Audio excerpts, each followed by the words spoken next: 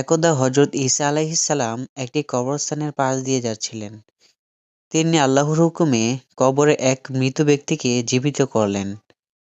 লোকটি কবরের মাটির ঝেড়ে উঠে দাঁড়ালো।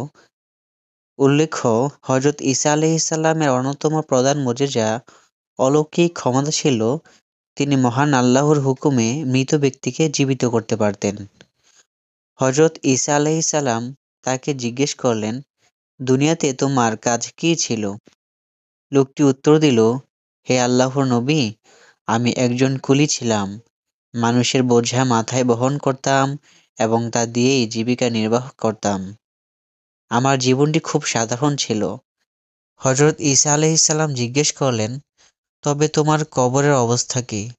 তোমার হিসাব নিকাশ কেমন চলছে? লোকটি কাঁদতে কাঁদতে বলল, একবার আমি এক ব্যক্তির এক বোঝা লাকড়ি, জ্বালানি কাঠ মাথায় করে তার বাড়িতে পৌঁছে দিচ্ছিলাম। পথিমধ্যে আমার দাঁতের ফাঁকে কিছু একটা আটকে গিয়েছিল। আমি মালিকের অজান্তেই সেই লাকড়ির বোঝা থেকে একটি ছোট্ট কাঠি খিলাল হিসেবে ব্যবহারের জন্য ভেঙে নিলাম এবং তা দিয়ে দাঁত খিলাল করলাম। এরপর যখন আমার মৃত্যু হলো, আল্লাহ তাআলা আমাকে বললেন, হে আমার বান্দা, তুমি কি জানতে না যে আমি তোমাকে আজ এই হিসাবের কাঠগড়ায় দাঁড় করাবো? অমুক ব্যক্তি তার টাকা দিয়ে কাঠ কিনেছিল এবং তোমাকে মজুরি দিয়েছিল তা বয়ে নেওয়ার জন্য।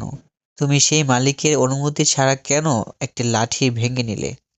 হে আল্লাহর নবী, আল্লাহর কসম, আমি আজ 40 বছর ধরে এই একটিমাত্র খড়কুটোর হিসাব দিয়ে যাচ্ছি, কিন্তু আজও মুক্তি পাইনি। দয়া করে আপনি আমার জন্য আল্লাহর কাছে সুপারিশ করুন।